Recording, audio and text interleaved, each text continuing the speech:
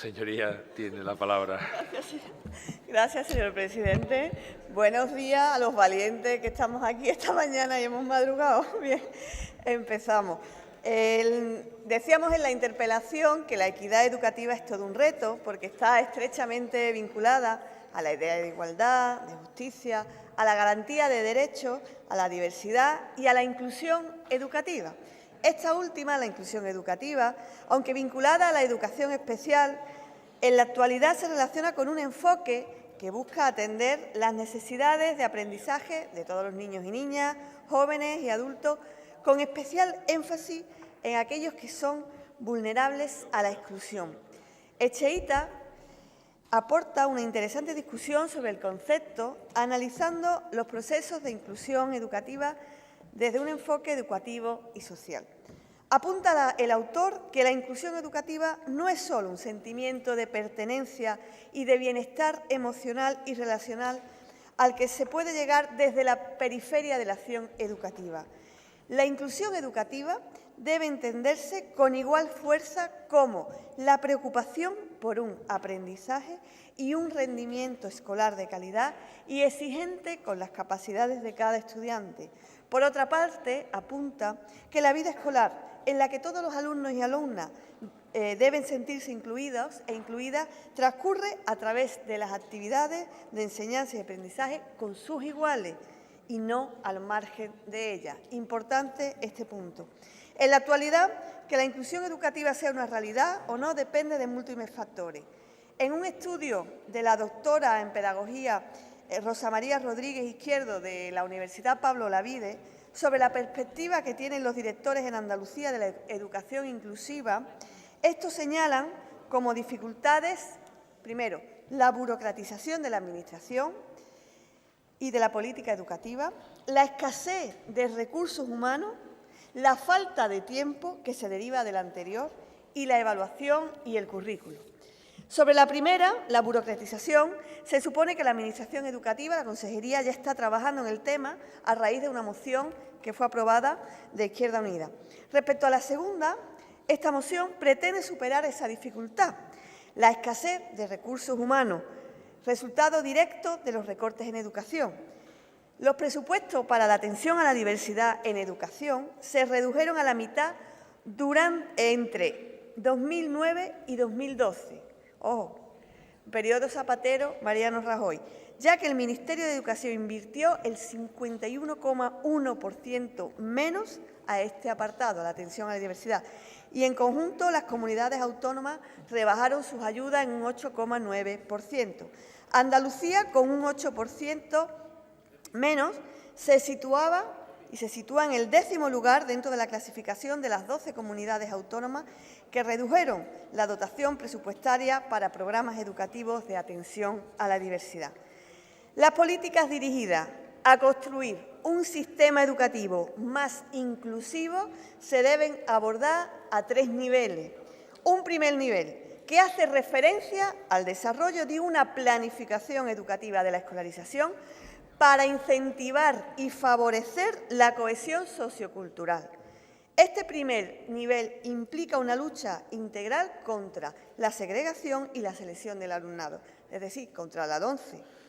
En la actualidad, aunque al Gobierno andaluz no le guste escucharlo, sus políticas de escolarización están favoreciendo la guetización de centros educativos en zonas donde residen familias pertenecientes a grupos minorizados culturalmente y en riesgo de exclusión social, sin olvidar que entre el 80% y el 90% del alumnado de estas características se concentran en la escuela pública, siendo esta tendencia mucho mayor ahora que hace años. Por otro lado, en un segundo nivel, estarían aquellas políticas centradas en el aumento de profesionales de apoyo y en una reducción de ratios en las aulas con presencia de alumnado con necesidades educativas. Bien, por último, en un tercer plano de actuación política estarían aquellas medidas encaminadas a la formación del profesorado y la creación de culturas inclusivas dentro de los centros y las aulas. Esta moción, señorías, se centra en el segundo nivel de intervención política, que hace referencia a aquellas medidas centradas en la reducción de ratios y el aumento de profesionales para la atención a la diversidad. Profesionales que son imprescindibles para el funcionamiento de los centros educativos y que han sido castigados por los recortes educativos. En relación a las ratios del alumnado, tenemos que decir que ya en marzo de 2016 presentamos una moción que hablaba de reducir las ratios a nivel general. La señora consejera decía que no estaba en nuestra competencia. Pero bueno, el Real Decreto de Racionalización del Gasto habla de una ratio máxima. No dice que no podamos movernos por debajo de esas ratios máximas, y eso era lo que planteábamos en aquella moción. En relación a las ratios del alumnado que atienden los especialistas de educación especial, esta moción recoge una batería de medidas para proteger al alumnado, a las familias y a los profesionales de la falta de regulación actual respecto a este tema. Que no existan criterios claros para definir ratios aproximadas, y hablo de ratios aproximadas porque es muy difícil establecer una ratio, de número de alumnos y alumnas, por ejemplo, por especialista en pedagogía terapeuta, por especialista en audición y lenguaje o por monitores de educación especial, genera indefensión. Genera indefensión, en primer lugar, en la familia, que reclaman más atención para sus hijos y sus hijas y que se gastan un dineral en atención especializada. En segundo lugar, genera indefensión en los menores que reciben menos horas de atención especializada de las que necesitan, provocando en muchos casos una involución en su proceso de aprendizaje. Y por último, genera indefensión y dejamos desprotegidos a los profesionales que se ven desbordados por el número de alumnado tan elevado que tienen que atender en muchas ocasiones, repercutiendo en su salud y en su bienestar. Por otro lado, al hablar de inclusión educativa tenemos que superar y abandonar las prácticas de atender al alumnado al margen de los procesos educativos que se dan en su grupo clase.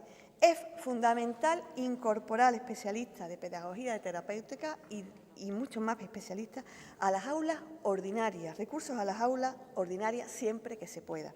En la misma línea, es importante que el alumnado que más necesidades tiene se sienta parte, se siente integrado en todo momento en cada una de las actividades que realiza. Hay muchos alumnos con necesidades educativas especiales que rechazan el comedor porque el centro no dispone de un monitor que asista al comedor. ¿Y qué me dicen, por ejemplo, del alumnado que no participa en las actividades complementarias, como salidas al exterior, porque el recurso que necesita solo cubre el horario o parte del horario lectivo?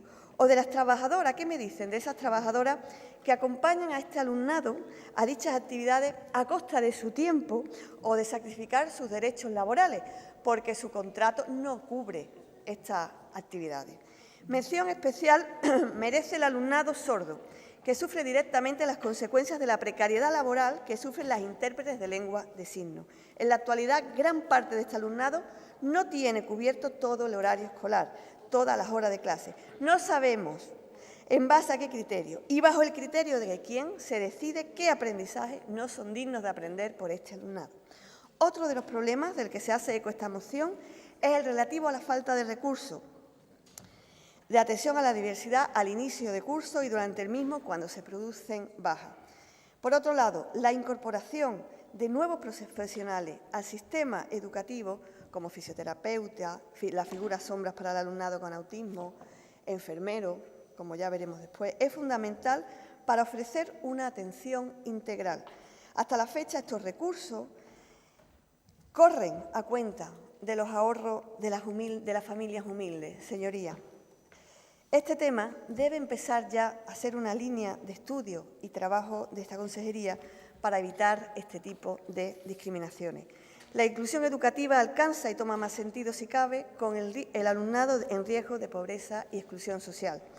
Para este alumnado también tenemos medidas concretas que van desde la dotación de más recursos humanos, como trabajadores y educadores sociales que trabajan a nivel de zona y coordinado con los recursos del barrio, o más maestras de educación infantil para actuar desde un enfoque preventivo en la lucha contra el fracaso y el abandono escolar, hasta la formación de familias y docentes orientadas a fortalecer los lazos para intervenir en los centros que escolarizan alumnado de estas características.